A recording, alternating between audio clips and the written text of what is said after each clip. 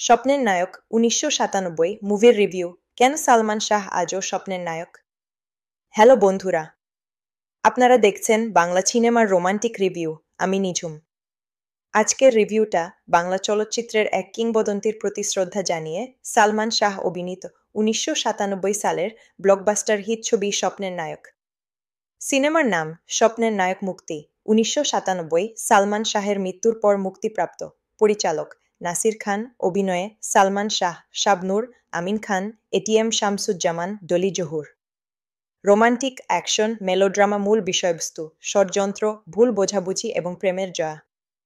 স্বপ্নের নায়ক এর গল্পটি কিছুটা ক্লাসিক বাংলা সিনেমার ধাঁচে তৈরি হলেও এর চিত্রনাট্য ও টানটান উত্তেজনা এটিকে বিশেষ করে তুলেছে।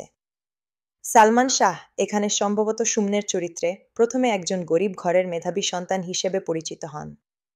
অন্যদিকে শাবনূর সুমির চরিত্রে তার ছোটবেলার প্রেমিকা।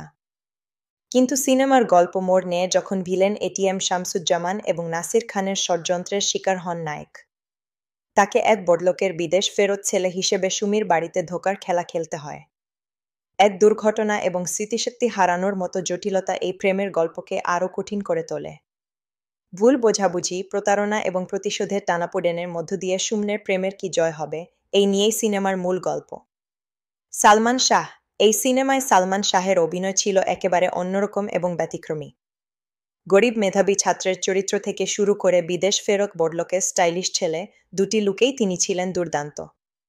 পনিতেইল চুল, গোলরিমের চশমা, ছোট হ্যাট, কন্টাক্ট লেন্স, এই ডিফারেন্ট লুকগুলি সেই সময়ে তরুণদের কাছে দারুণ জনপ্রিয় হয়েছিল। অ্যাকশন এবং রোমান্স দুই জায়গাতেই তার সহজাত ক্যারিশমা ছিল চোখে পড়ার মতো।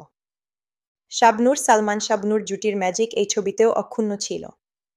শাবনূর তার স্বভাবসুলভ মিষ্টি হাসি এবং আবেগপূর্ণ অভিনয় দিয়ে সুমি চরিত্রটিকে প্রাণবন্ত করে তুলেছেন।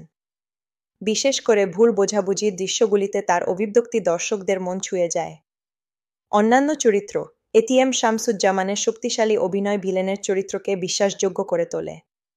আমিন খান তার চরিত্রে বেশ মানানসই ছিলেন এবং ডলি জহুর মায়ের চরিত্রে বরাবরের মতোই ভালো করেছেন। পরিচালনা ও চিত্রনাট্য নাসির খান একটি গতানুগতিক প্রেমের গল্পকে আকর্ষণীয় উপস্থাপনা এবং গতির মাধ্যমে সতেজতা দিয়েছেন। চিত্রনাট্যে কিছু মেলোড্রামা থাকলেও এটি সেই সময়ের দর্শকের চাহিদা পূরণ করতে সক্ষম হয়েছিল। সঙ্গীত এই সিনেমার গানগুলো ছিল দুর্দান্ত হিট। তুমি আমার মনের মানুষ, তুমি আমার স্বপ্নের নায়ক, কি এই গানগুলি আজও সমান জনপ্রিয়। ইমনে সুরারোপ এবং সাবিনা ইয়াসমিন, অ্যান্ড্রু কিশোরের মতো শিল্পীদের কণ্ঠের জাদু সিনেমাটিকে অন্য মাত্রা দিয়েছে। স্বপ্নের নায়ক শুধুমাত্র একটি সিনেমা নয়, এটি সালমান শাহের নক্ষত্রের মতো স্বল্পকালীন ক্যারিয়ারের অন্যতম এক স্বাক্ষর। যদিও ছবিটি তার মৃত্যুর পরে মুক্তি পায়, তবুও এই ছবিটি প্রমাণ করে সালমান শাহের স্টাইল এবং জনপ্রিয়তা কত গভীরে ছিল। আপনি যদি ৯০ দশকের বাংলা সিনেমার রোমান্স, অ্যাকশন এবং সালমান শাহের ক্যারিশমার ভক্ত হন, তবে এই সিনেমাটি অবশ্যই আপনার দেখতে হবে।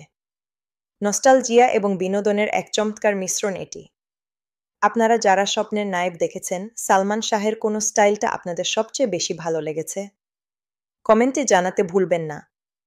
আমার ভিডিওটি যদি ভালো লাগে তাহলে সাবস্ক্রাইব করে পাশে থাকুন। ধন্যবাদ।